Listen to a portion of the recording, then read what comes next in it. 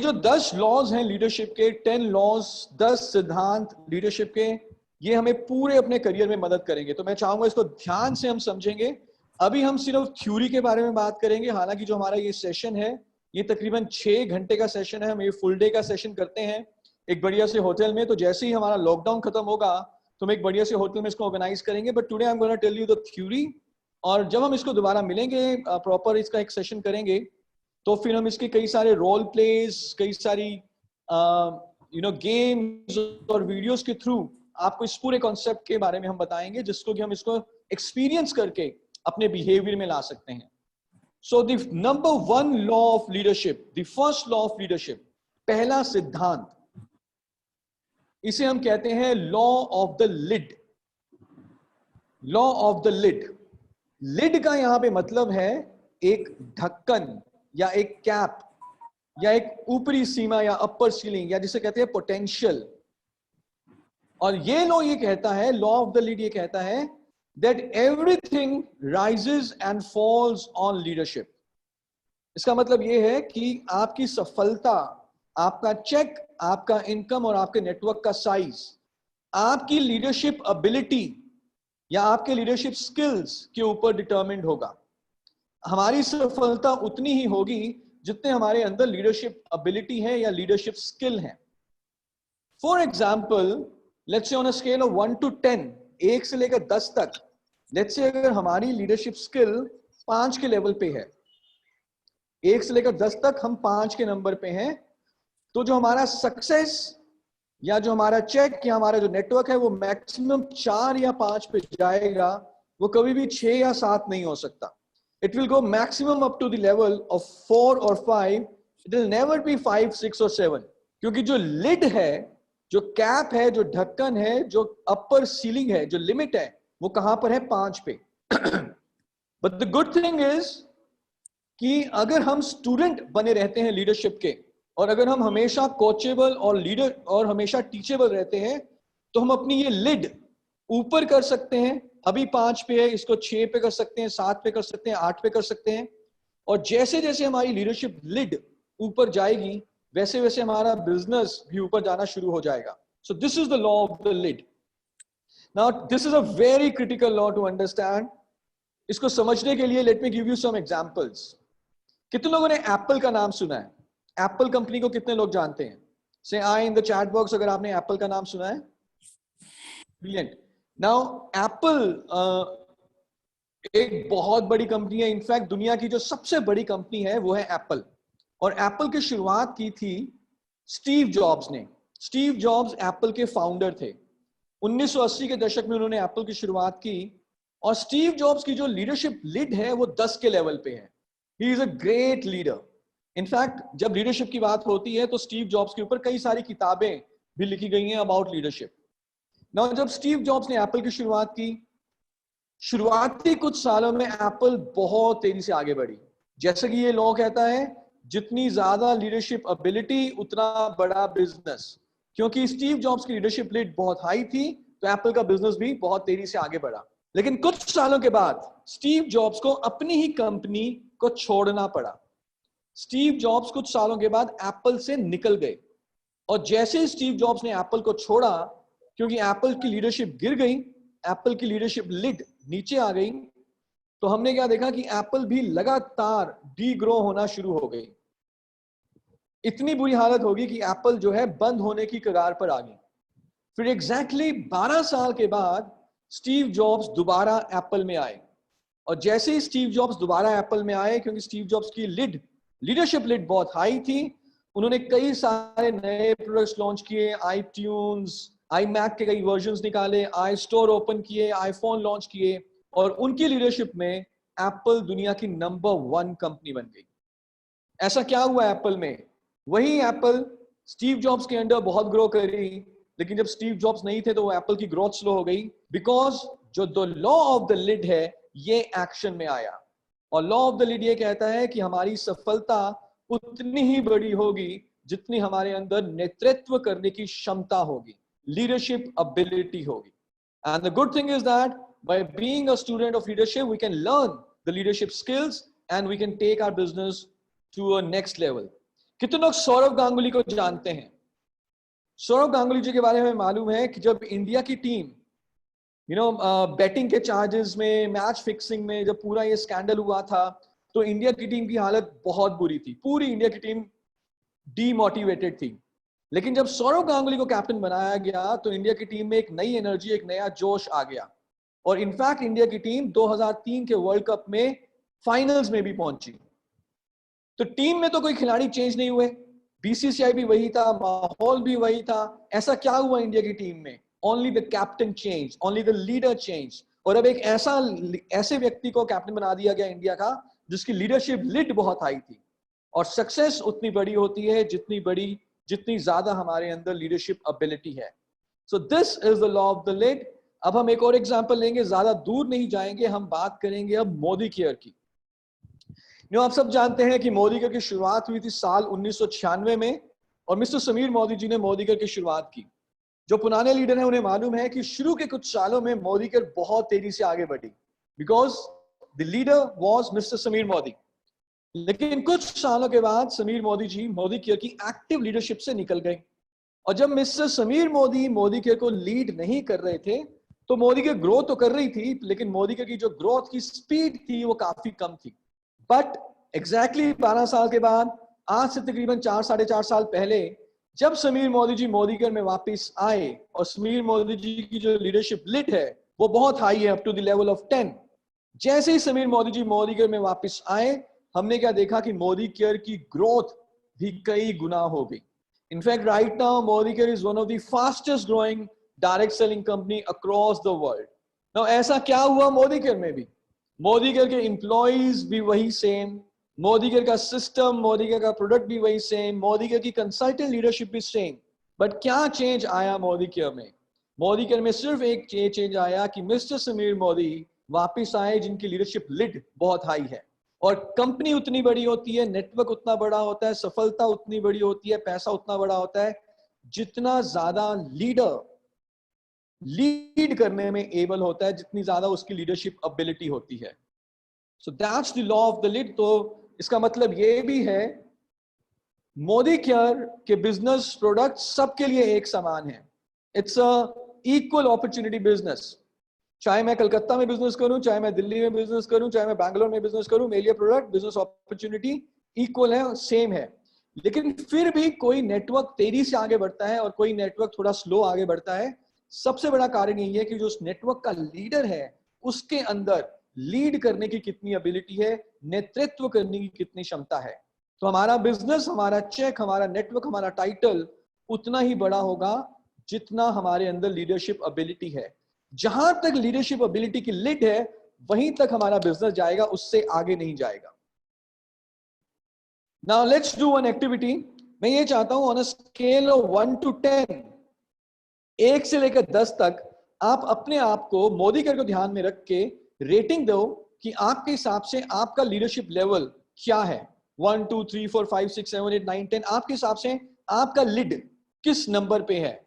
और मैं चाहता हूं आप इसको चैट बॉक्स में लिखें, एज पर यू आपकी लीडरशिप एबिलिटी की रेटिंग क्या है। ओके, सानिया जी कह रही है 10, brilliant, very nice. Let's see some more answers. आपके हिसाब से आपकी लीडरशिप लिड कितनी है?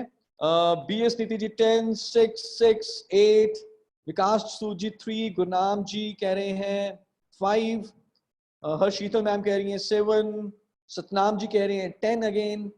Okay, so brilliant, I can see many answer. Jagsir ji कह रहे हैं 10। Now let me give you some perspective. Let me give you some perspective. देखिए, जो लोग अपने आप को 10 की रेटिंग दे रहे हैं, अक्षय जी जैसे आप अपने आप को 10 की रेटिंग दे रहे हो, 10 की रेटिंग का मतलब क्या है? 10 की रेटिंग का मतलब यह है कि मुझे सब कुछ आता है, आई नो एवरीथिंग, मुझे कुछ सीखने की जरूरत नहीं है, मैं 100 आउट ऑफ 100 हूं, मैं भगवान हूं लीडरशिप का, और मैं अवतरित हो चुका हूं दुनिया में, एज अ ह्यूमन बीइंग मैं पैदा हुआ हूं, मैंने अवतार लिया है। और अगर 10 की रेटिंग मैं अपने आप पे दे रहा हूं, तो इसका मतलब यह है कि मेरी टीम में कम से कम 100 जीबीटी होंगे, तभी तो मैं 10 पे हूं। तो जितने भी लोग 10 की रेटिंग दे रहे हैं, क्या आपके नीचे 100 जीबीटी है? नहीं है। तो विच मीन्स कि 10 की रेटिंग नहीं हो सकती, 9 की रेटिंग भी नहीं हो सकती। 9 और 10 का मतलब यह है दैट आई नो एवरीथिंग, हमें सब कुछ आता है। शुभांगी श्रीवास्तव जी कह रही है 1 भी नहीं हो सकता, क्योंकि अगर 1 की रेटिंग होती तो आप इस समय यहां पर सीखने ना आते, आप ये ट्रेनिंग अटेंड ना कर रहे होते। सो मैक्सिमम लोगों की जो रेटिंग होगी, Umesh ji, you are absolutely right, वो मैक्सिमम 3, 4, 5 या 6, 7 होगी मैक्सिमम। ओके, तो मैं ये चाहता हूं कि आप अपने आप को ये मत सोचो कि अब आपको सब कुछ आता है, सीखने को कुछ बचेगा नहीं, और आपकी रेटिंग 1 या 0 भी नहीं है, नहीं तो आप यहाँ पे होते नहीं, राइट। सो मैक्सिमम लोगों की रेटिंग जो है 3, 4, 5, 6, 7 में है। But the good thing is that कि अगर मेरी अभी रेटिंग 5 है और मैं 4 या 5 तक अपना बिजनेस लेके जा पा रहा हूं, तो मैं इसको 5 से 6, 7, 8 पे लेके जा सकता हूं by being a student of leadership. So पहले हम लीडर बनेंगे, उसके बाद हम जीबीडी बनेंगे। जो लोगों ने कहा कि मैं जीबीडी बनना चाहता हूं, मैं आपको बता दूं, जीबीडी आप सब बन सकते हो, लेकिन पहले आपको लीडर बनना पड़ेगा, और जब आप लीडर बन जाओगे उसके बाद आप जीबीडी बनोगे। ऐसा कभी भी नहीं होगा कि पहले आप जीबीडी बन जाओ और उसके बाद लीडर बनो। तो क्या आप तैयार हैं लीडर बनने के लिए? बनना चाहेंगे लीडर? क्या मैं हाथ देख सकता हूं? क्या मैं देख सकता हूं yes in the chat box, who wants to become a leader? Brilliant. और जो भी अब हम आगे बात करेंगे, will talk about next laws of leadership. आप अपनी टीम को बताओगे तो नहीं, किसी को बताओगे तो नहीं, शेयर तो नहीं करोगे किसी के साथ, किसी को सिखाओगे तो नहीं ये लॉज? ग्रेट। सो जितना आप सिखाओगे उतना ही रहेगा, शेयर करने से ही आपको ज्यादा सीखने का मौका मिलेगा। सो सबको जाके बताइए, अपनी टीम में इसको डुप्लीकेट करिए। So let's go to the law number 2, the second law of leadership, and this is to me the most important law. ये मेरा पर्सनल फेवरेट लॉ है, because I am also student of leadership. इस law को समझना बहुत जरूरी है। This law is called law of personal power. Law of personal power का मतलब यह है कि लीडर बनने के लिए आपको किसी भी टाइटल, डेजिग्नेशन, अथॉरिटी या पोजीशन की जरूरत नहीं है। लीडर बनने के लिए हमें पोजीशनल पावर नहीं चाहिए, लीडर बनने के लिए हमें चाहिए पर्सनल पावर। एक व्यक्ति जिसके पास कोई पोजीशन ना हो, कोई डेजिग्नेशन ना हो, कोई टाइटल ना हो, वो भी लीडर बन सकता है अगर उसमें पर्सनल पावर है। नाउ पर्सनल पावर होती क्या है? पर्सनल पावर का मतलब क्या होता है? देखिए, हम ये जानते हैं कि लीडरशिप का मतलब है इन्फ्लुएंस करना, प्रभावित करना। हमारा स्पेशली इस बिजनेस में हम किसी को भी दबाव देके ज्वाइन नहीं करा सकते, किसी को प्रेशर से ज्वाइन या काम नहीं करवा सकते। हमारा ये बिजनेस दबाव देने का नहीं है, हमारा बिजनेस प्रभाव का है। हम प्रभावित करके ज्वाइन कराते हैं, और जो व्यक्ति प्रभावित कर सकता है वो लीडर है, जो इन्फ्लुएंस कर सकता है वो लीडर है। और इन्फ्लुएंस करने के लिए, प्रभावित करने के लिए किसी टाइटल, पोजीशन, अथॉरिटी की जरूरत नहीं है, उसके लिए हमें चाहिए personal power. So influence is a role of personal power. No, इसको समझने के लिए मैं आपको कुछ एग्जांपल्स यहां पे दूंगा। और मेरा पॉलिटिक्स में कोई इंटरेस्ट नहीं है, सो मैं भी आपसे एक्सपेक्ट करूंगा कि मेरे इस एग्जांपल को पॉलिटिकल एग्जांपल ना माना जाए, but to understand this concept we are using this example. So क्या मैं शेयर कर सकता हूं एग्जांपल? सो पॉलिटिक्स से रिलेटेड आप इसको ना समझे, but just to understand this law और the principle, I am gonna share this example. So मुझे बताएं, तो संदीप होकर जी, पॉलिटिक्स से रिलेटेड इसको मत समझिएगा, just to share this, understand this law, we are sharing this example. So मुझे बताएं कि हमारे देश के प्रधानमंत्री कौन है? Who is the leader of our country? Who is the prime minister of our country? The prime minister of our country is Narendra Modi जी।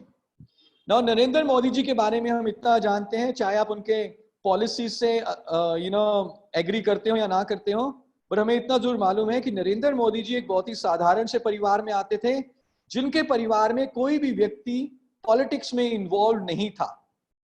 उनके पास कोई पोजीशन नहीं थी, कोई डेजिग्नेशन नहीं थी, कोई सपोर्ट नहीं थी, और वो मेहनत करते करते आगे बढ़े और आज हमारे देश के सबसे बड़े नेता बने हैं नरेंद्र मोदी जी।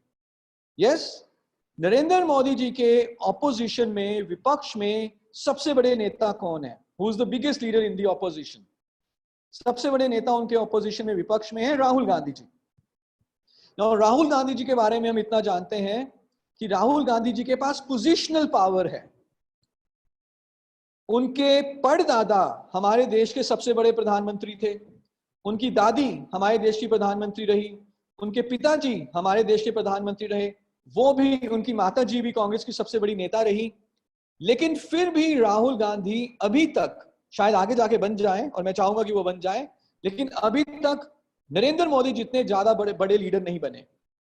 चाहे उनके पास पोजिशनल पावर है, लेकिन उनके पास नरेंद्र मोदी जितनी पर्सनल पावर अभी नहीं है। अगर वो भी पर्सनल पावर गेन कर लें तो वो भी शायद उतने बड़े नेता बन जाएंगे। So this is the difference. So leadership is all about personal power, not positional power. Mahatma Gandhi ji के पास कांग्रेस की कोई पोजीशन नहीं थी, लेकिन फिर भी वो कांग्रेस के हर डिसीजन को इन्फ्लुएंस करते थे, because he had the personal power. Amitabh Bachchan और अभिषेक बच्चन में बड़े लीडर कौन है? अमिताभ बच्चन जी। बेशक अभिषेक बच्चन जी के पास पोजीशनल पावर रही है शुरू से, अमिताभ बच्चन जी के पास पोजीशनल पावर नहीं थी, लेकिन उनके पास पर्सनल पावर थी। सो इसका मतलब क्या है?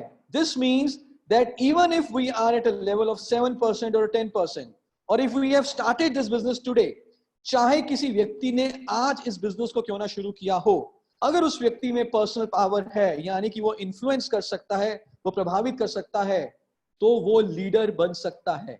इन्फ्लुएंस करने के लिए हमें किसी पोजीशन, टाइटल, डेजिग्नेशन की जरूरत नहीं है। हमें क्या चाहिए? हमें चाहिए पर्सनल पावर। Now, आगे हम जितने भी एग्जाम्पल्स लेंगे, अब हम एक मूवी की बात करेंगे जो आई एम श्योर आप सबने वो मूवी देखी है। उस मूवी का नाम है लगान। कितने लोगों ने मूवी देखी है? से I in the chat box अगर आपने मूवी देखी है। So if you've seen this movie लगान, तो आई एम श्योर सबने ये मूवी देखी होगी। तो लगान मूवी की मैं थोड़ी सी आपको पृष्ठभूमि, थोड़ा सा बैकग्राउंड बता देता हूँ। लगान मूवी में क्या होता है कि एक गांव होता है बहुत गरीब सा, अंग्रेजों का गुलाम उस समय था भारत, और बारिश नहीं हो रही, सूखा पड़ा हुआ है, और लगान, गांव वालों को लगान देना पड़ता है अंग्रेजों को। उस गांव में एक राजा है और एक सरपंच है। गांव के राजा और गांव के सरपंच दोनों के पास पोजीशन है, अथॉरिटी है, टाइटल है, डेजिग्नेशन है, पावर है, पोजीशनल पावर है। लेकिन क्या राजा और सरपंच अंग्रेजों के अगेंस्ट खड़े हो पाए?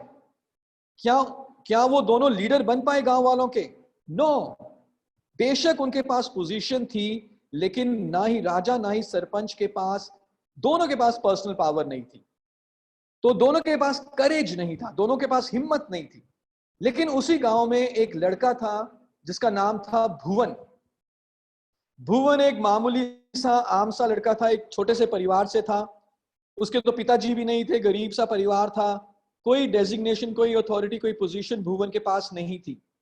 लेकिन भुवन के पास चाहे पोजीशनल पावर ना हो, लेकिन क्या था भुवन के पास? भुवन हैड दी पर्सनल पावर। एक मामूली सा लड़का गांव का, उसके पास कोई पोजीशन नहीं थी, लेकिन उसके पास पर्सनल पावर थी। और उन तीनों में से गांव का लीडर बनके कौन निकला? गांव का लीडर बनके निकला भुवन। संदीप ठोकर जी एकदम सही कह रहे हो, पर्सनल पावर का मतलब ही जिगरा होता है। भुवन के पास करेज था, और इसी कारण से भुवन जो है लीडर बन के निकला। So that's what we are saying, that even if you are a level of 7-10%, a director, a senior director, whatever, चाहे आपने बिजनेस आज क्यों ना शुरू किया हो, अगर आप में पर्सनल पावर है, अगर आप लोगों को प्रभावित कर सकते हो, तो आप बहुत बड़े मोदी के लीडर बन सकते हो। तो सीखना चाहेंगे कैसे अपने अंदर पर्सनल पावर बिल्ड करनी है? सीखना चाहेंगे ना? जैसे कि मैंने आपको बताया, जो आज का हमारा ये सेशन है अबाउट 45-50 मिनट्स, ये हम थ्योरी के बारे में तो आज बात कर लेंगे ऑफ कोर्स, लेकिन जूम की अपनी थोड़ी सी लिमिटेशंस हैं। हम जब इसको फुल डे का सेशन करते हैं बहुत सारे रोल प्लेज, गेम्स के थ्रू, तो इस सेशन में हम बहुत सारे आपको ideas, tips, techniques, role play के थ्रू हम आपको बताते हैं how to build that personal power. और जैसे हमारा लॉकडाउन खत्म होगा, मैं हरीश जी से रिक्वेस्ट करूंगा कि ये सेशन ऑर्गेनाइज करें for all senior executive directors and above, जिसमें कि हम पूरे 6 घंटे में इसको डिटेल में अपने सीखेंगे और अपने बिहेवियर में लेकर आएंगे। So let's go to the next law, the law number 3 of leadership, and this law is called the law of collective vision. हम सबको ये मालूम है कि लीडरशिप का, लीडर का अपना एक विजन होता है। Leadership is about vision, but the key word here is collective, collective vision. एक व्यक्ति जो सिर्फ अपने बारे में सोच रहा है, टीम के बारे में, नेटवर्क के बारे में, अपने समूह के बारे में, अपने देश के बारे में, अपने गांव वालों के बारे में नहीं सोच रहा, वो लीडर कभी नहीं बन सकता। लीडर का मतलब ही ये है कि वो बाकी लोगों के बारे में पहले सोचेगा, वो बाकी लोगों का जो विजन है उसके बारे में पहले सोचेगा, उसके बाद अपने बारे में सोचता है। सो अगर आप एक बड़े लीडर बनना चाहते हो तो जो आपका विजन हो, जो आपका गोल हो, वो सिर्फ आपके लिए इंडिविजुअली ना हो, वो सिर्फ आपका पर्सनल गोल ना हो, बट वो आपका एक कलेक्टिव, पूरी टीम का, पूरे परिवार का, पूरे गांव का, पूरे नेटवर्क का गोल होना चाहिए। पूरे नेटवर्क का गोल होना चाहिए। एक व्यक्ति जो सबके बारे में, जो बाकियों के बारे में, जो टीम के बारे में, नेटवर्क के बारे में सोचता है, वही लीडर बन सकता है। तो अगर हम मूवी में देखें तो क्या हुआ, भुवन जिसमें पर्सनल पावर थी, भुवन ने अंग्रेजों को चैलेंज किया कि मैं तुम्हें तुम्हारे ही खेल में हराऊंगा, और अगर मैंने तुम्हें हरा दिया तुम्हारे खेल में तो गांव वालों के लिए 3 साल के लिए लगान की माफी। वो गांव वालों के विजन की सोच रहा था, वो गांव की खुशहाली की सोच रहा था, वो गांव की आजादी की सोच रहा था, वो अपने बारे में, अपनी आजादी के बारे में नहीं सोच रहा था। उसका विजन, भुवन का विजन ये नहीं था कि वो जब अंग्रेजों को हराएगा तो वो पॉपुलर हो जाएगा और फिर वो गोरी के बाप से गोरी का हाथ मांग लेगा। नो, भुवन सोच रहा था कि वो गांव वालों को कैसे लगान से मुक्ति दिलाए। और जब गांव वालों को मालूम चला इस विजन के बारे में, तभी करके गांव वाले भुवन के साथ हुए। अगर कोई आदमी आपके पास आए, कोई एक व्यक्ति आपके पास आए और वो आपको कहे कि मैं आपका लीडर हूं, आप मेहनत करो, आप पसीना बहाओ, आप लॉकडाउन में भी होम मीटिंग करो, प्लान दिखाओ, धूप में जाओ, तेल खर्चो, आप मेहनत करो, जितनी ज्यादा मेहनत आप करोगे उतनी बड़ी गाड़ी मेरे पास आएगी। अगर वो सिर्फ अपने बारे में सोचे, क्या आप उसको फॉलो करोगे? यस और नो? Never ever, no. लेकिन अगर कोई व्यक्ति आपको कहे कि मैं आपके साथ हूं, आपका जो विजन है, आइए मिलकर काम करते हैं और आपको पैसा कमाना सिखाते हैं, आपके घर में खुशहाली लेकर आते हैं, आपकी बड़ी गाड़ी के सपने को पूरा करते हैं, आपके बड़े घर के सपने को पूरा करते हैं। अगर कोई व्यक्ति आपके सपनों के बारे में बात करे, आपकी खुशहाली के बारे में बात करे, तो क्या आप उसके साथ काम करोगे? Absolutely yes. और ये जो चीज है कलेक्टिव विजन की, दैट इज वेरी इंपॉर्टेंट कि हमारे शब्दों में, हमारी बॉडी लैंग्वेज में, हमारे हाव भाव में वो निकल के आना चाहिए। See, leadership is not easy. Leader बनना आसान नहीं है। लोगों के बारे में पहले सोचना, उसके बाद अपने बारे में सोचना, this is not easy, but leadership is worth it. आप करते हो तो फायदा बहुत होता है। सो अगर कोई, हम क्यों पॉलिटिकल लीडर्स को फॉलो नहीं करते? हम क्यों पॉलिटिकल लीडर्स को फॉलो नहीं करते? क्योंकि वो हमें मालूम है कि जनता से पहले अपने बारे में सोचते हैं। आप समझ पा रहे हैं मेरी बात को? सिर्फ वही लीडर जो जनता के बारे में सोचता है और अपने बारे में बाद में सोचता है, वही असली लीडर बनता है। और ऐसे बहुत ही कम पॉलिटिकल लीडर्स हुए हैं इस देश में। सो जब हमें नेटवर्क मार्केटिंग में, मोदी केयर में लीडर बनना है, तो हमें अपनी टीम को हमसे आगे रखना पड़ेगा, टीम के बारे में सोचना पड़ेगा। हम हर वो काम करेंगे जो टीम के लिए अच्छा है, हम वो कोई भी काम नहीं करेंगे जो टीम के लिए बुरा हो।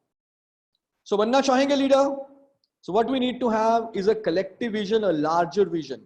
नाउ कौन बताएगा मिस्टर समीर मोदी जी का विजन क्या है? मिस्टर समीर मोदी जी का विजन क्या है, कौन बताएगा? Who will tell what's the vision of Mr. Sameer Modi ji? Yes, Satnam sir, Satnam uncle, आप एकदम सही कह रहे हैं। समीर मोदी जी का विजन है आजादी। जब वो आजादी की बात करते हैं तो किसकी आजादी की बात करते हैं? क्या वो खुद की आजादी की बात कर रहे हैं कि मैं खुद आजाद होना चाहता हूं, खुद पैसा कमाना चाहता हूं? No, he is talking about आजादी फॉर ऑल मोदीकेरियंस, फॉर ऑल इंडियंस। इनफैक्ट वो अपने पैसे को दांव पे लगा देंगे मोदीकेरियंस की आजादी के लिए। और क्योंकि उनका एक लार्जर विजन है, बड़ा विजन है, कलेक्टिव विजन है, बाकियों के लिए विजन है, तभी करके वो लीडर हैं और आज मोदी कर में लाखों लोग उनके साथ जुड़े हुए हैं। So this is the law of collective vision, and if you want to become a leader, put your team first, put your team ahead of you. Okay, so जा रहे हैं सर के ऊपर से, समझ में आ रहा है? सब कुछ सर के ऊपर से जा रहा है। Shall we move forward? Yes, sir. Yes, आ रहा है समझ। Great. So let's move forward. And the law number 4 of leadership, the principle of leadership, सिद्धांत leadership का जो next सिद्धांत है उसे हम कहते हैं law of confidence. एक लीडर की जो सबसे बड़ी क्वालिटी हो सकती है, सबसे बड़ी क्वालिटी वो है कॉन्फिडेंस। कॉन्फिडेंस, आत्मविश्वास, अपने ऊपर कॉन्फिडेंस, अपने विजन के ऊपर कॉन्फिडेंस, अपने डिसीजन के ऊपर कॉन्फिडेंस, अपने शब्दों के ऊपर confidence. This is the leaders biggest quality which is called confidence और विश्वास। कोई एक व्यक्ति जो थोड़े दिक्कत परेशानी के टाइम पे नर्वस हो जाए, घबरा जाए, डर जाए, ओके, क्या आप उसको लीडर मानोगे? एब्सोल्युटली नो, हम उसको लीडर नहीं मानते अगर वो घबरा जाए, डर जाए, नर्वस हो जाए। लेकिन जो व्यक्ति कॉन्फिडेंट रहे, लीडर वही है। सो यहां पे कॉन्फिडेंस का मतलब क्या है? कॉन्फिडेंस का मतलब ये नहीं है कि आप जाके गुंडों से लड़ाई करोगे। अगर गुंडों से लड़ाई करनी पड़े तो समझदारी यही है कि मत करो लड़ाई, भागो वहां से, निकल जाओ। यहां पे हम कॉन्फिडेंस की बात कर रहे हैं बिजनेस के मुकाबले। और बिजनेस की जब हम बात करते हैं, कॉन्फिडेंस की जब हम बात करते हैं, तो उसमें सबसे बड़ा जो इसका मतलब ये है कि जो हमने विजन लिया है, जो हमने डिसीजन लिया है, उन शब्दों के ऊपर, विजन के ऊपर हम टिके रहेंगे, चाहे हमें रिजेक्शंस मिले या चाहे हमें एनकरेजमेंट मिले, वो फर्क नहीं पड़ता। चाहे लोग हाँ बोले, चाहे लोग ना बोले, हम अपने विजन, अपने डिसीजन के ऊपर टिके रहेंगे। हमें अपने डिसीजन के ऊपर कॉन्फिडेंस है। This is a trait of a leader. Now movie की अगर हम बात करें, लगान मूवी की बात करें, तो भुवन ने क्या किया? भुवन ने अंग्रेजों को चैलेंज किया कि मैं तुम्हें तुम्हारे ही खेल में हराऊंगा और 3 साल के लिए लगान से मुक्ति मिलेगी। और फिर भुवन गया गांव वालों के पास और जाके वो सरपंच से मिलता है, सीनियर गांव वालों से मिलता है। तो गांव वाले क्या कहते हैं भुवन को? क्या भुवन को कहते हैं शाबाश, तूने बहुत बढ़िया काम किया है, वेरी गुड, ये कहते हैं भुवन को, उसको शाबाशी देते हैं, एनकरेजमेंट देते हैं कि हम तेरे साथ हैं? या भुवन को मना करते हैं, डांटते हैं? क्या कहा गांव वालों ने भुवन को? गांव वालों ने भुवन को कहा, अरे तू पागल हो गया है, तू पगला गया है भुवन, तू कैसी सरफरी बातें कर रहा है, तू कहां फंस गया, किन बातों में आ गया? भुवन तू तो खुद मरेगा, हमें भी मरवाएगा। इनफैक्ट गांव वालों ने भुवन को बहुत डांटा। गांव वालों ने भुवन को यह भी कहा कि तू जा और अंग्रेज से माफी मांग के आ। लेकिन भुवन में कॉन्फिडेंस था। भुवन को मालूम था कि जो वो करना चाहता है वो गांव वालों की खुशहाली के लिए है। तो भुवन अपने डिसीजन के ऊपर टिका रहा, भुवन अडिग रहा, भुवन हटा नहीं।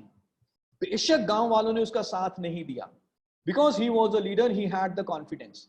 तो वो अंग्रेज से माफी मांगने नहीं गया, वो अपने डिसीजन के ऊपर टिका रहा। उसने जितने भी ना उसको सुनने को मिले, उस ना को अपना साथी बना लिया, बिकॉज उसमें क्या था? भुवन में कॉन्फिडेंस था।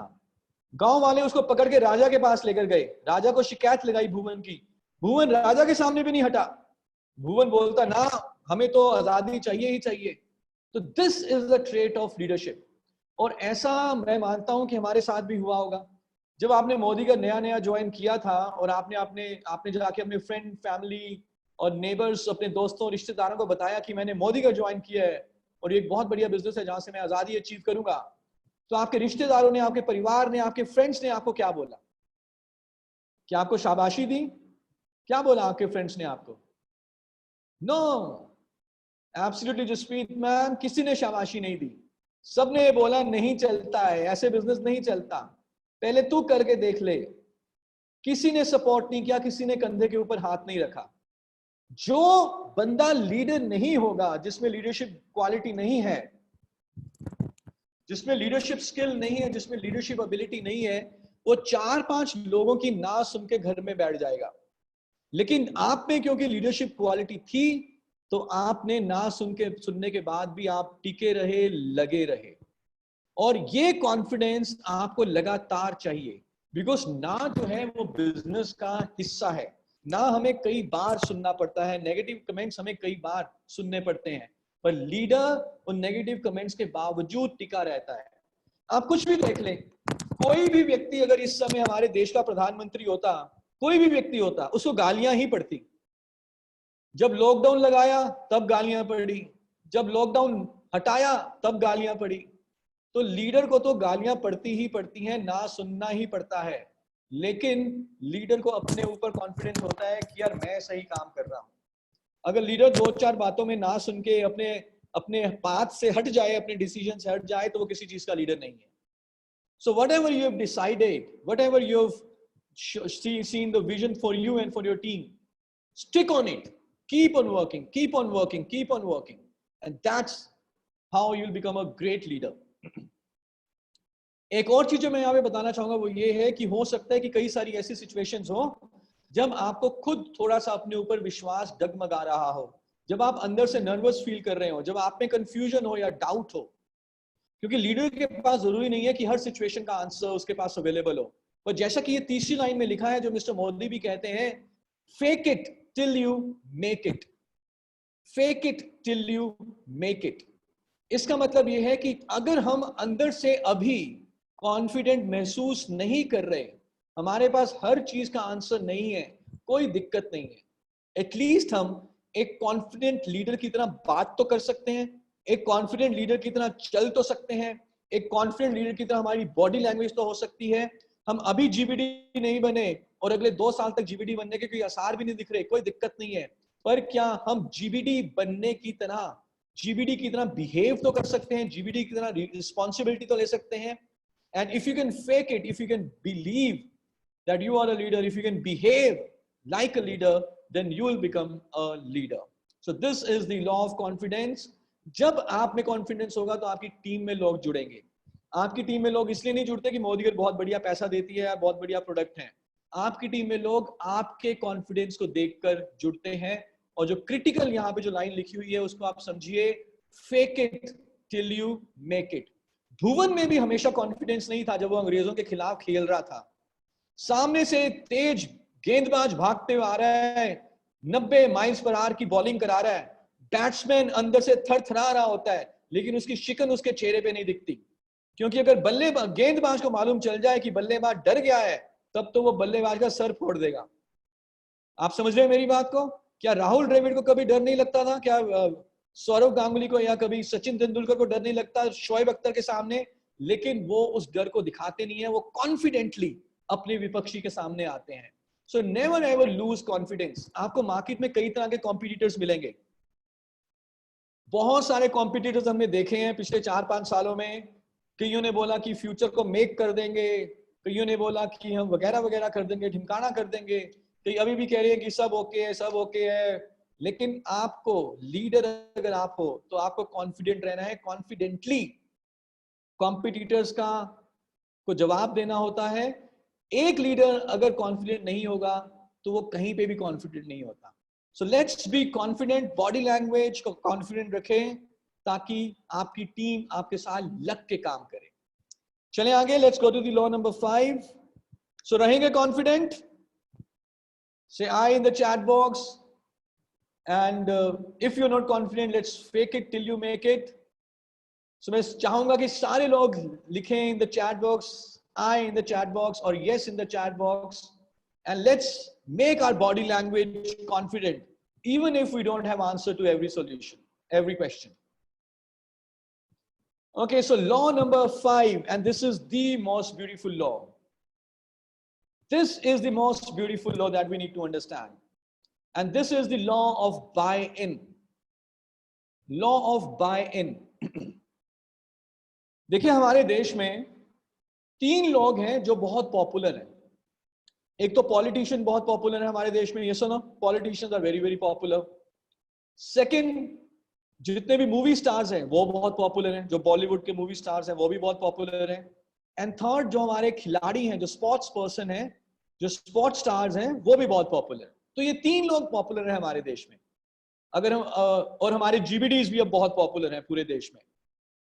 सो पॉलिटिशियंस पॉपुलर है, खिलाड़ी पॉपुलर है और एक्टर पॉपुलर है, यस और नो? लेकिन जब कभी किसी भी कंपनी को अपना प्रोडक्ट बेचना होता है या ब्रांड एंडोर्समेंट करनी होती है, एड बनानी होती है, तो वो कभी भी किसी भी पॉलिटिशियन को अपना ब्रांड एम्बेसडर नहीं बनाते। हर कंपनी जिसको भी ब्रांड एम्बेसडर बनाती है, या तो वो क्रिकेट स्टार होगा या तो वो मूवी स्टार होगा। कभी भी कोई भी ब्रांड एम्बेसडर पॉलिटिशियन को नहीं बनाया जाता, चाहे पॉलिटिशियन मूवी स्टार और क्रिकेट स्टार से ज्यादा पॉपुलर है। The reason is very very simple. The reason is this कि ज्यादातर पॉलिटिशियंस को पसंद नहीं करते। ज्यादातर लोग ज्यादातर पॉलिटिशियंस को लाइक नहीं करते। तो अगर मैं एक व्यक्ति को पसंद नहीं करता, वो व्यक्ति अगर किसी चीज को पसंद करता है तो मैं उस चीज को नापसंद करना शुरू कर दूंगा। You understand what I'm saying? If I don't like a person, I will not like the thing that that person likes.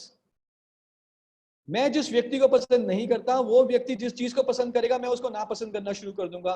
Classic example I will give you here.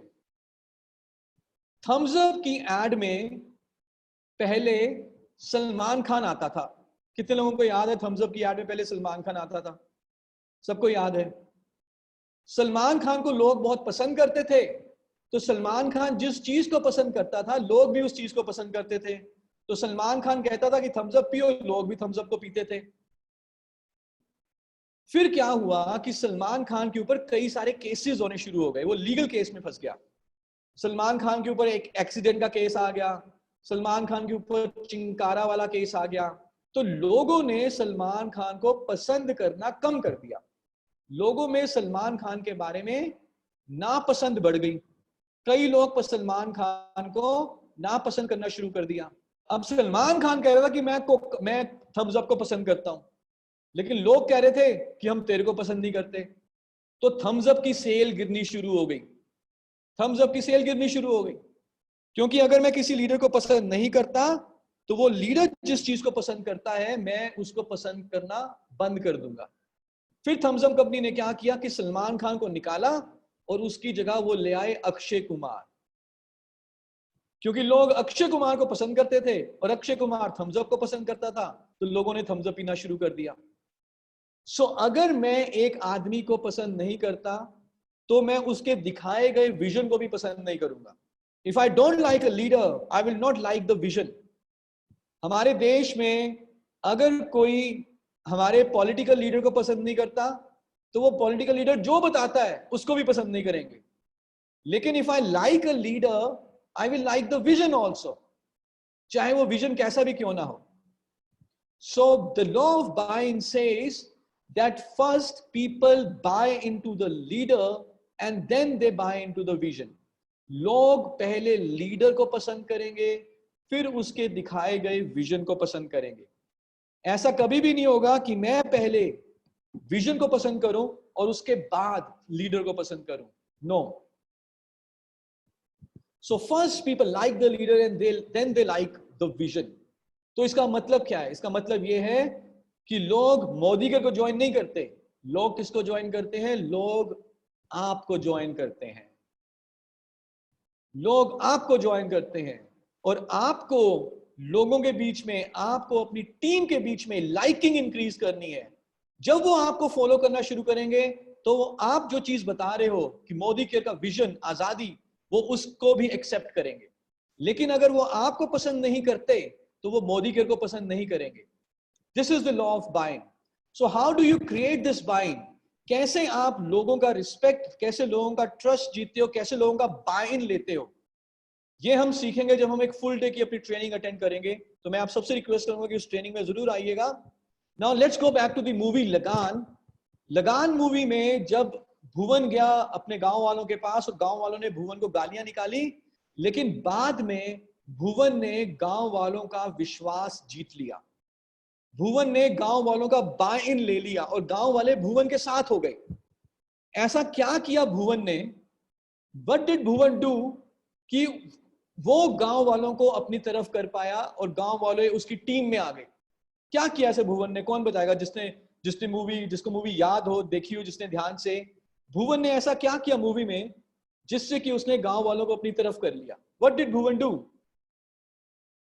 Bye इन जीतने के लिए क्या किया भुवन ने, और जो कि हमारे बिजनेस के लिए भी बहुत ज्यादा सुटेबल है। तो ट्रस्ट जीतने के लिए, विजन चेंज करने के लिए, विजन क्लियर करने के लिए, क्योंकि जब तक लीडर के ऊपर भरोसा नहीं होता कोई विजन के बारे में सुनता भी नहीं है। उन्होंने तो भुवन को मार के भगा दिया था, डांट के भगा दिया था। Short path to them, how what did Bhuvan do? क्या करके दिखाया भुवन ने? संदीप खोखर जी कुछ कह रहे हैं, absolutely Sandeep ji you are right, Khokhar ji you are right. Bhuvan ने गांव वालों को डेमो करके दिखाया। भुवन ने गांव वालों को डेमो करके दिखाया। उसने क्या किया भुवन ने? भुवन ने एक लड़के को बुलाया, उस लड़के को बोला कि गेंद फेंक। उसने गेंद फेंकी, भुवन के हाथ में बल्ला था और भुवन ने जोर के बल्ला घुमाया और गेंद गई दूर मंदिर के घंटे पे जाके लगी। और गांव वालों को लगा अरे वाह, भुवन को तो खेलना आता है, भुवन जो कह रहा है वो तो ये कर सकता है। भुवन कह रहा था कि वो अंग्रेजों को हराएगा, अरे ये तो बड़ा आसान सा खेल है, ये तो गिल्ली डंडे की तरह है। जब भुवन ने डेमो करके दिखाया तो एक एक करके गांव वाले भुवन के साथ होते रहे। हमारा नेटवर्क, हमारी टीम भी ऐसे ही बनेगी, सारे के सारे इकट्ठे नहीं आएंगे। बट उसने जब खेलना शुरू किया, उसने जब डेमो करना शुरू किया, तो एक एक करके लोगों को लगा कि नहीं यार, इस बंदे में तो क्षमता है, इस बंदे को तो खेलना आता है, ये खेल तो बड़ा आसान है, ये बिजनेस तो बड़ा इजी है। क्या करना है, डेमो करके ही तो बताना है कि अमिताभ बच्चन का पैसा आपको मिल जाएगा। तो भुवन की टीम बननी शुरू हुई। First they believed in Bhuvan, then they believed in the vision. Same way, first people will believe in you, then they'll believe in the Modikya vision. And how to win this trust, how to build this repo, how to gain this liking, ये हम बात करेंगे जब हम इसको practically इस workshop को करेंगे after the lockdown. So good, बढ़े आगे। सो लोग किसको ज्वाइन करते हैं? मोदीकर को ज्वाइन करते हैं या आपको ज्वाइन करते हैं? आपके प्रोस्पेक्टस को ज्वाइन करते हैं, मोदीकर को या आपको? आपको, एब्सोल्युटली राइट। और लोग किसको छोड़ते हैं? आपको छोड़ते हैं या मोदीकर को छोड़ते हैं? When people leave, जब वो काम करना बंद करते हैं तो किसको छोड़ते हैं वो? मोदीकर को या आपको? जब वो ज्वाइन आपको कर रहे हैं तो वो छोड़ते भी आपको हैं। We all know this। जब वो ज्वाइन आपको कर रहे हैं तो वो छोड़ते भी आपको हैं।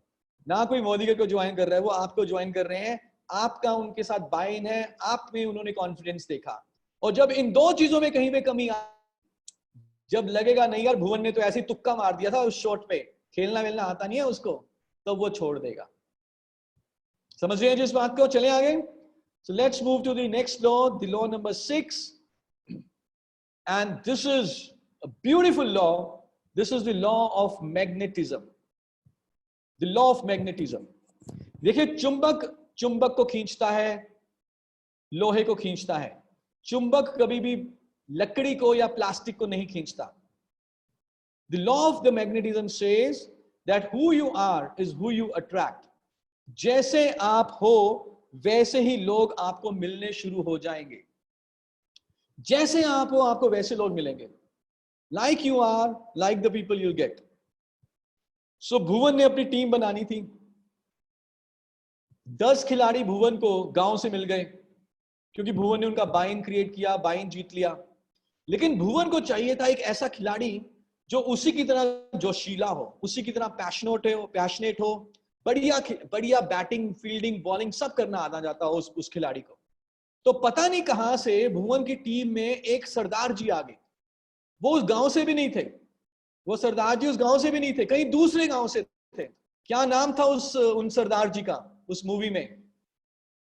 अगर किसी को याद हो तो उसका नाम था देवा सिंह सोढ़ी।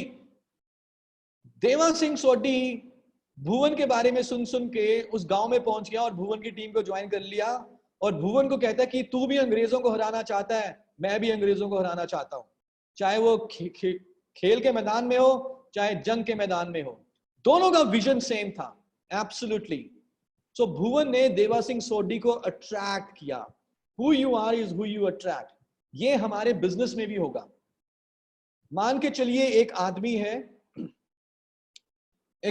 है जिसका नेटवर्किंग के ऊपर विश्वास नहीं है, जिसका नेटवर्किंग के ऊपर विश्वास नहीं है।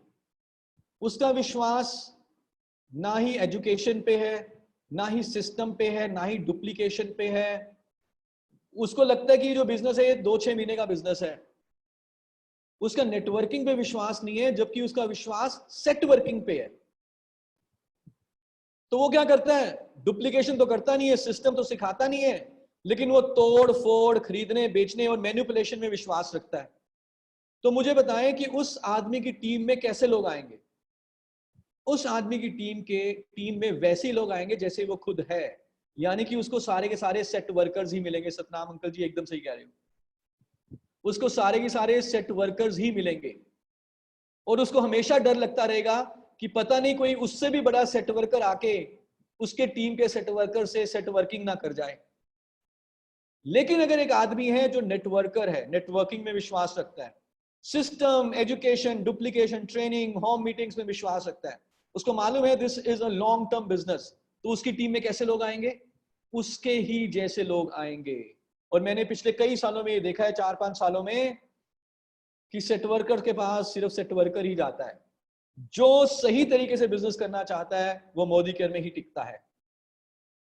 और ये लॉ ये भी कहता है, लॉ ऑफ मैग्नेटिज्म ये भी कहता है कि जैसा आप चाहते हो आपकी टीम करे, वैसा आप पहले बन जाओ।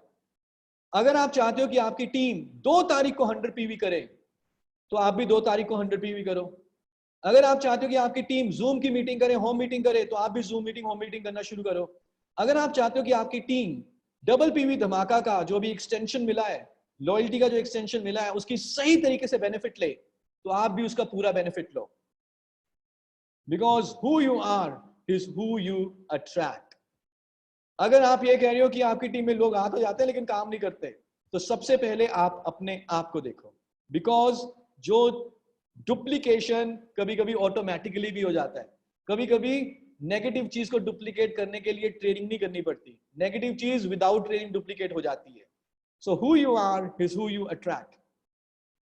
Let's go to the law number 7, and this is again a beautiful law, and this is the law of empowerment. The law of empowerment. The law of empowerment says that secure leaders give power to others. Leader वो है जो दूसरे को leader बनाएगा। एक सही leader वो है जो फॉलोअर नहीं, लीडर क्रिएट करेगा। और लॉ ऑफ एम्पावरमेंट, एम्पावरमेंट का मतलब क्या है? एम्पावरमेंट 2 चीजों से आती है। पहला मोटिवेशन, यानी कि वाई क्लियर होना चाहिए, रीजन मालूम होना चाहिए। और दूसरा एबिलिटी, यानी कि हाउ के बारे में पता होना चाहिए कि बिजनेस करना कैसे है, हाउ टू डू बिजनेस। पहला क्यों और दूसरा कैसे, क्यों करना है और कैसे करना है। और एक लीडर के लिए जो सबसे बड़ी रिस्पॉन्सिबिलिटी है, एक लीडर की जो सबसे बड़ी रिस्पॉन्सिबिलिटी है, वो है अपनी टीम को एम्पावर करना, अपनी टीम को क्यों और कैसे, क्यों के बारे में बताना, कैसे के बारे में सिखाना। ये एक लीडर की सबसे बड़ी रिस्पॉन्सिबिलिटी है। जो मैं अब यहां पे कहने वाला हूं उसको जरा ध्यान से सुनना, this is very very important. Leader is not a coach. Leader coach नहीं है। Leader is not a coach. Coach का काम क्या होता है कि वो बाहर बैठेगा, बिना खेले वो बाहर से ही डायरेक्शन देगा कि ऐसे कर लो, वैसे कर लो, ऐसे कर लो, वैसे कर लो। लेकिन लीडर कोच नहीं है। लीडर एक कैप्टन है। Leader is a captain. Captain मैदान में होता है, खून बहा रहा है, पसीना बहा रहा है, खुद भी खेल रहा है, सीख भी रहा है कोच से, और अपने खिलाड़ियों को सिखा भी रहा है। आपके बिजनेस में कोच है कंपनी की मैनेजमेंट, आपके ट्रेनर्स, आपके एएसएम, वो आपकी तरह फील्ड में जाके प्लान नहीं दिखाते हम, लेकिन हम आपको कोचिंग दे सकते हैं बाहर से। लेकिन जो आप हो, आप अपनी टीम के लिए कैप्टन हो, आप फील्ड में हो, आप खुद प्लान दिखा रहे हो, सीख भी रहे हो और आगे सिखा भी रहे हो। लगान मूवी में कोच कौन था? लगान मूवी में भुवन कोच नहीं था। कोच था उस अंग्रेज की सिस्टर जो भुवन को और बाकी खिलाड़ियों को सिखाती थी। भुवन था एक कैप्टन जो पूरी टीम के साथ सुबह 5 बजे उठ के फील्ड में मेहनत करता था, एक्सरसाइज करता था, प्रैक्टिस करता था। कैप्टन बन के वो टीम को मोटिवेट भी कर रहा था, वाई भी क्लियर कर रहा था, और उनको फील्डिंग, बैटिंग और बॉलिंग भी सिखा रहा था। तो आप सबने गाना सुना होगा इस मूवी का, जो हम अपने सेमिनार्स में भी कई बार बजाते हैं। मैं चाहूंगा कि सारे भी, अगर थोड़े बहुत हरीश जी कुछ 10-12 लोगों आप अनम्यूट कर देना, और मैं चाहूंगा कि सारे, जिसका गाने का मन करे गा भी सकता है। कौन सा गाना था वो? बार बार हाँ हो तैयार, हाँ अपनी जीत हो उनकी हार, हाँ। सुना है आपने ये गाना? यस आप सर। सबने गाना सुना है? हम अपने Yes, sir. सेमिनार से भी बहुत बार बजाते हैं। तो जब वो गाने में पूरी टीम प्रैक्टिस कर रही थी, तो भुवन कहाँ होता है? क्या वो अपने घर में आराम से बैठा होता है और टीम लगी होती है, या भुवन भी पूरी टीम के साथ सबसे आगे प्रैक्टिस कर रहा होता है? भुवन भी टीम के साथ प्रैक्टिस कर रहा होता है, फ्रंट लाइन पे होता है। एब्सोल्युटली। सो एक लीडर को टीम के साथ इस बिजनेस के कैसे के बारे में सीखना है, हाउ के बारे में सीखना है और आगे सिखाना है। अगर हम ये कहेंगे कि जाके ट्रेनिंग हो रही है अटेंड करके आ जाओ, तो आप लीडर नहीं हो। आपको टीम के साथ उस ट्रेनिंग को अटेंड करना है, कंडक्ट करना है टीम के लिए। और जैसे कि मैंने आपको बताया, हमने आपको बताया कि एम्पावरमेंट का मतलब क्या है? मोटिवेशन और एबिलिटी, वाई और हाउ का कॉम्बिनेशन है एम्पावरमेंट। ज्यादातर लीडर अगर सिर्फ मोटिवेट करने की कोशिश करेंगे तो टीम एम्पावर नहीं होगी। तो हमें एम्पावरमेंट के साथ साथ एबिलिटी के ऊपर भी काम करना है। सो भुवन ने अपनी टीम को बैटिंग करनी सिखाई, फील्डिंग करनी सिखाई। आपने क्या सिखाना है अपनी टीम को? आपने अपनी टीम को होम मीटिंग करने सिखाना है, फॉलो अप कैसे करना है वो करना सिखाना है, प्लान कैसे दिखाना है, ऑब्जेक्शन कैसे हैंडल करने हैं, डेमो कैसे करने हैं, ये करना सिखाना है। तो करेंगे टीम को empower? Can I see the hands? Can I see a yes? Can I see a I in the chat box? कौन कौन अपनी टीम का कैप्टन बनेगा? Very nice, very nice. Munish ji, क्या मैं आपसे एक क्वेश्चन पूछ सकता हूं? If you can hear me. हाँ जी sir. I ask a question? Yes sir. Right, so this is an important question, sir, but very simple. So Munish sir, अगर मैं आपको just imagine hypothetically, मैं आपको पूरे 1 महीने के लिए मोटिवेट करूं for 1 full month, sir, you can do it, sir. You can fly a helicopter. Sir आप हेलीकॉप्टर उड़ा सकते हो, सर आप कर सकते हो, सर तुसी फट्टे चक सकते हो, सर तुसी हेलीकॉप्टर उड़ा सकते हो सर। और 1 महीने के बाद मैं मोटिवेट करने के बाद आपको हेलीकॉप्टर में बिठा दूं, तो क्या आप हेलीकॉप्टर उड़ा लोगे? नहीं सर, क्रैश ही होगा। क्रैश ही होगा सर, मैं तो नहीं बैठूंगा आपके साथ। लेकिन अगर मैं आपको मोटिवेट करने के साथ साथ हर रोज 5 घंटे की प्रैक्टिस भी करें हम साथ में, पूरी थ्योरी भी सिखाऊं, प्रैक्टिकल प्रैक्टिस भी करें हेलीकॉप्टर उड़ाने की, और 1 महीने पूरे 5 घंटे प्रैक्टिस करने के बाद हर रोज, उसके बाद अगर आप हेलीकॉप्टर में बैठो तो हेलीकॉप्टर उड़ा लोगे? बिल्कुल सर। यस। एब्सोल्युटली। तो ये चीज मैं आपको दोबारा इसलिए बता रहा हूं कि as a leader please focus on the why and on the how also. Why तो लोगों का मुनीश सर की जैगवार गाड़ी देख के इमीडिएटली क्लियर हो जाएगा। व्हाई तो लोगों का मेजर सिंह साहब की अचीवमेंट देख के इमीडिएटली क्लियर हो जाएगा। हाउ में दिक्कत आ जाती है, प्लान दिखाना आता नहीं है उनको, ऑब्जेक्शन हैंडल करना आता नहीं है, सवालों का जवाब देना आता नहीं है। तो इस चीज के ऊपर आप सारे जुट जाओ एज अ कैप्टन।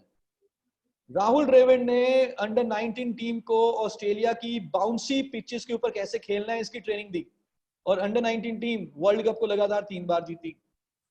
तो आप अपनी टीम को वाई के साथ साथ उनके हाउ के ऊपर भी आ जाओ, then that's become a real empowerment, then this becomes a real leader. So let's move forward to the law number 8, and this is again a very important law to understand, and this is the law of persistence. क्या आपको मेरी आवाज आ रही है? मैं कुछ chat में देख पा रहा था। Am I audible? Yes sir. Yes sir. Yes. Yes sir आ रही है। So law of persistence बहुत ही सिंपल शब्दों में क्या है?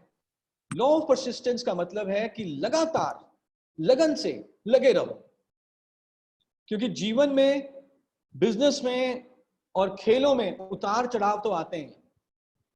जब चढ़ाव है, जब चीजें बहुत सही जा रही हैं, जब ग्रोथ आ रही है, तो लीडरशिप एबिलिटी की ज्यादा जरूरत नहीं है। लीडर तब नहीं चाहिए। लीडरशिप की जरूरत होती है क्राइसिस में, जब चीजें सही नहीं जा रही, जब उतार है, जब चीजें मुश्किल हैं, when things are not happening, that is when we need leadership ability and leaders. In crisis we need leaders. Crisis में जो व्यक्ति लीड नहीं कर सकता वो लीडर नहीं है। जब सब कुछ अच्छा चल रहा होगा तो लीडर की इतनी ज्यादा जरूरत ही नहीं है। So law of persistence says कि जब चीजें आपके मन मुताबिक नहीं हो रही तो उस समय आपको परसिस्ट करना है, लगे रहना है, डटे रहना है, अड़े रहना है, लगातार लगन से लगे रहो। Because a true leader knows that tough times do not last but tough people definitely do. बुरा समय हमेशा नहीं रहता, लेकिन जो व्यक्ति अंदर से मजबूत है वो टिका रहता है। सो मूवी में भी हमने देखा, लगान मूवी में अगर आपको ध्यान हो, जब अंग्रेजों की बैटिंग थी तो अंग्रेज आउट ही नहीं हो रहे थे। जो उनकी ओपनिंग पार्टनरशिप थी वो 200 से ज्यादा रनों की हो गई, आउट ही नहीं हो रहे थे अंग्रेज।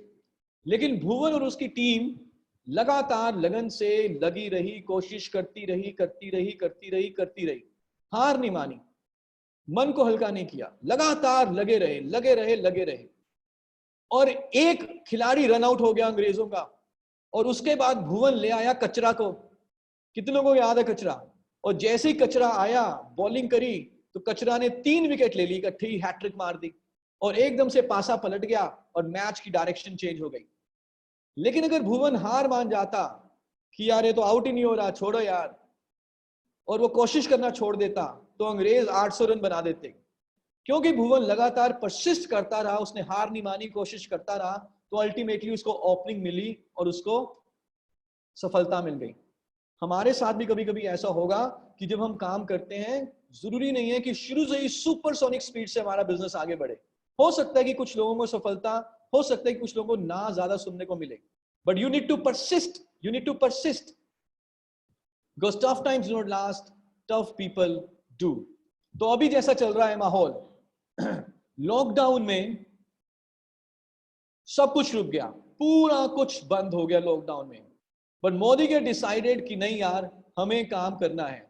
सो इवन इन द लॉकडाउन, मार्च का जो हमारा पे आउट था, हमने ऐसी पॉलिसीज को इंप्लीमेंट किया कि मार्च का पे आउट अभी तक का हमारा सबसे बड़ा पे आउट रहा। April was a good month, and let me tell you, जो मई है हमारा, मई का महीना, ये मार्च से भी बड़ा होने वाला है, मार्च से भी बड़ा होने वाला है। We are in fact touching February in the month of May, and this is absolutely stupendous। और ये तभी हुआ क्योंकि आप सब ने परसिस्ट किया, आप सब ने बोला कि अब जब हमारे पास समय, हम बाहर नहीं जा पाएंगे, तो हम डिजिटल ट्रेनिंग के ऊपर फोकस करेंगे, जैसा कि आप कर रहे हो, and this is a sign of a true leader. Let's go to the law number 9, and this is absolutely critical. जो व्यक्ति हमारे में बड़ा लीडर बनना चाहता है, उसके लिए बहुत ही जरूरी है इस लॉ को समझना, and this is the law of trust. बिना ट्रस्ट गेन किए एक व्यक्ति लीडर नहीं बन सकता। बिना ट्रस्ट गेन किए एक व्यक्ति लीडर नहीं बन सकता। और ये ट्रस्ट गेन करना होता है, ये बाय डिफॉल्ट नहीं होता, this is by design. Just give me a second, just hold for a minute.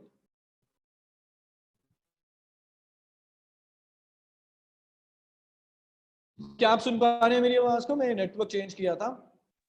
Can you hear yes me? Sir, सुन रहे हैं। Yes sir. सो बिना ट्रस्ट गेन किए, बिना ट्रस्ट अर्न किए, कोई भी लीडर बड़ा लीडर नहीं बन सकता। और जो हम बात कर रहे हैं कि ट्रस्ट को गेन करना, ये बाय डिजाइन होता है, this doesn't happens by default, this is by design. तो हमें 2 चीजें करनी है ट्रस्ट को गेन करने के लिए, क्योंकि अगर लोगों का लीडर के ऊपर ट्रस्ट होगा, तभी लोग लीडर की डायरेक्शन के ऊपर एग्जीक्यूशन करते हैं। अगर ट्रस्ट नहीं होगा तो लीडर की डायरेक्शन के ऊपर, विजन के ऊपर कोई नहीं चलता। So there are only 2 ways to gain trust. जानना चाहेंगे वो 2 तरीके? वो 2 तरीके हैं ट्रस्ट को गेन करने के। पहला तरीका है कॉम्पिटेंस। कॉम्पिटेंस का मतलब है एबिलिटी, क्षमता, काम करना आना चाहिए। एक व्यक्ति अगर अपने कार्य क्षेत्र में निपुण है, अगर अपनी फील्ड का वो मास्टर है, अगर अपनी फील्ड में एक्सपर्ट है, यानी कि वो कॉम्पिटेंट है। एंड सेकंड, अगर उसमें एथिक्स हैं, प्रिंसिपल्स हैं, अगर सिंपल शब्दों में कहूं, ऑनेस्ट है। तो if a person has the ability, he is an expert in his field, and he has ethics also, then he will gain the trust of people. There are only 2 ways. I need to be competent enough, and I need to be ethical. Once I have the competence or the ability or the talent, and if I am ethical, then I will gain the trust. इसके अलावा कोई और तरीका नहीं है. So हमें क्या करना है? हमें अपने कार्य क्षेत्र में, हमारा कार्य क्षेत्र क्या है, हमारा फील्ड क्या है? मोदी केयर. मोदी केयर में अगर हमें एक्सपर्ट बनना है तो हमें क्या क्या जानना है? हमें समीर मोदी आजादी प्लान की बारीकियां जाननी है, हमें प्रोडक्ट की बारीकियां जाननी है, हमें प्रेजेंटेशन सीखनी है बढ़िया, हमें फॉलो अप करना सीखना है, हमें मीटिंग्स ऑर्गेनाइज करना सीखना है, हमें जूम को ऑर्गेनाइज करना सीखना है, एंड ऑल अदर थिंग्स. और एथिक्स मींस ऑनेस्टी. तो जब लोग देखेंगे कि जो ये व्यक्ति है इसको काम करना आता भी है और ये काम सही तरीके से करता है, ऑनेस्टली करता है, तो लोगों का ट्रस्ट उस व्यक्ति के ऊपर हो जाएगा और वो व्यक्ति लीडर बन सकता है. सो मूवी में आपको याद होगा, let me share an example, and this is the beautiful example from the movie, my favorite scene from the movie. भुवन और उसकी टीम स्कोर को चेस कर रही होती है और 8 विकेटें गिर चुकी होती हैं. भुवन और ईसर काका, बूढ़ा सा एक व्यक्ति होता है, वो बैटिंग कर रहे होते हैं. भुवन शॉट मारता है, भागने की कोशिश करता है और गिर जाता है और रन आउट होने वाला होता है. तो ईसर काका जब देखते हैं कि भुवन रन आउट हो रहा है तो वो भागते हैं, भुवन को धक्का दे देते हैं, खुद रन आउट हो जाते हैं और भुवन को बचा लेते हैं. ओके, या just give me a second. So Bhuvan जब गिर जाता है तो ईसर काका खुद रन आउट होके भुवन को बचा लेते हैं और अपनी विकेट सेक्रीफाइस कर देते हैं. और वो ईसर काका जब बाहर जाते हैं तो गांव वाले ईसर काका को क्या कहते हैं कि तू क्यों आउट हो गया, भुवन को आउट होने देता. डांटा गांव वालों ने या ईसर काका को बोला कि आपने एकदम सही काम किया? क्या किया गांव वालों ने? तो ये अगर बताए चैट बॉक्स में, क्या किया गांव वालों ने? ईसर काका को शाबाशी दी, प्रेज किया कि you have done the right thing, और उनको डांटा? किसी ने भी ईसर काका को डांटा नहीं. सब ने बोला ईसर काका आपने एकदम सही काम किया, बढ़िया किया, आप खुद आउट हो गए लेकिन भुवन को बचा लिया. क्यों गांव वाले ईसर काका को प्रेज कर रहे थे? क्यों ये कह रहे थे कि आपने एकदम सही काम किया? क्योंकि गांव वालों का भरोसा, गांव वालों का ट्रस्ट भुवन के ऊपर था कि जब तक भुवन मैदान में है, जब तक भुवन बैटिंग कर रहा है, तब तक वो हमें जिता देगा. क्योंकि भुवन में 2 चीजें थी.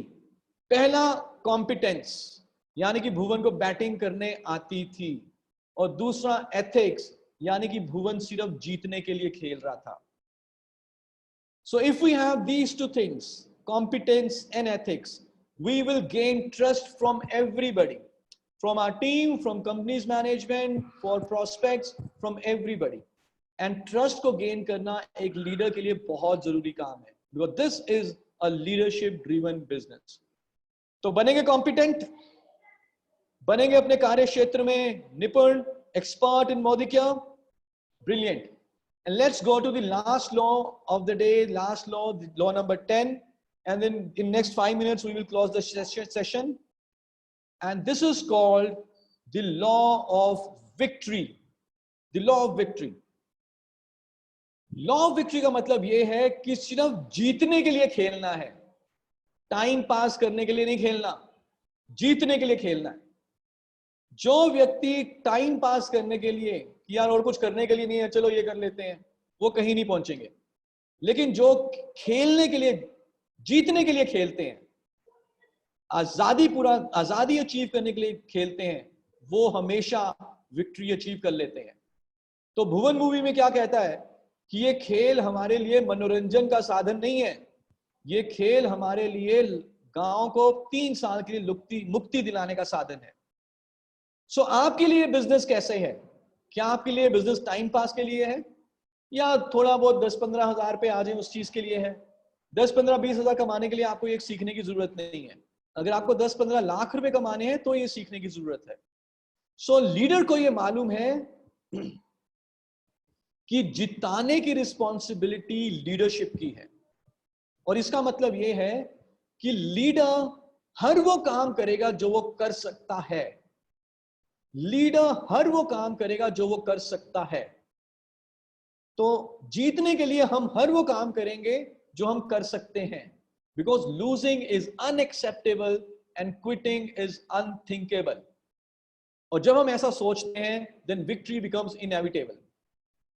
जब भुवन आउट नहीं हो रहा था तो अंग्रेज को आ गया गुस्सा, और अंग्रेज क्या करता है कि गुस्से में गलत तरीके से एक बाउंसर भुवन के कान पे दे मारता है, और भुवन का सारा फेस लहूलुहान हो जाता है, वो बेहोश होने वाला होता है और वो गिर जाता है. लेकिन भुवन को मालूम था, भुवन क्योंकि लीडर था, that losing is unacceptable, quitting is unthinkable, तो वो लहूलुहान होते हुए भी खेलता है और वो टीम को जीत दिलाता है. जब लॉकडाउन आया तो मिस्टर समीर मोदी जी ने हमें क्या बोला? उन्होंने बोला that quitting is unthinkable, victory is our responsibility, let's think creatively, let's think innovatively. नए तरीके से सोचो, हटके सोचो, बिकॉज जीतना तो है. और फिर जन्म हुआ माइटी गार्ड का, फिर जन्म हुआ डबल पीवी धमाका का, और तब हमने देखा कि कैसे अप्रैल और मई, even in the lockdown months, are such a big month. So ये एक मेंटालिटी, ये एक सोचने का तरीका है लीडर का कि जीतने के लिए खेलना है, और वो हर काम करेंगे जो हम कर सकते हैं. So these are the laws of leadership, these are the principles of leadership. इसके अलावा जैसे कि मैंने बात की, अभी हमने थ्योरी में बात की है, लेकिन हम जैसे जैसे जैसे लॉकडाउन को खत्म करेंगे और हम मीटिंग्स कर पाएंगे, तो हम इसका एक फुल डे का एक ट्रेनिंग सेशन ऑर्गेनाइज करेंगे, जिसमें बहुत सारी वीडियोस हैं, गेम्स हैं, रोल प्लेज हैं, और ये सब हमने बनाया है under the banner of SPBM, success principles by Modicare. And with this, I thank you very much, and I'll request everybody that we all should be student of leadership. Let's become a student of leadership. Let's be coachable and teachable, and let's learn about this business, and let's build this business in proper way. So thank you so much for your participation, and over to Munish ji, Harish ji for the closing remarks. Thank you so much. Thank you sir, thank you so much. आपने एक बहुत valuable training हमारे लिए organise की और इसमें हम बहुत अच्छी इंफॉर्मेशन हमें दी.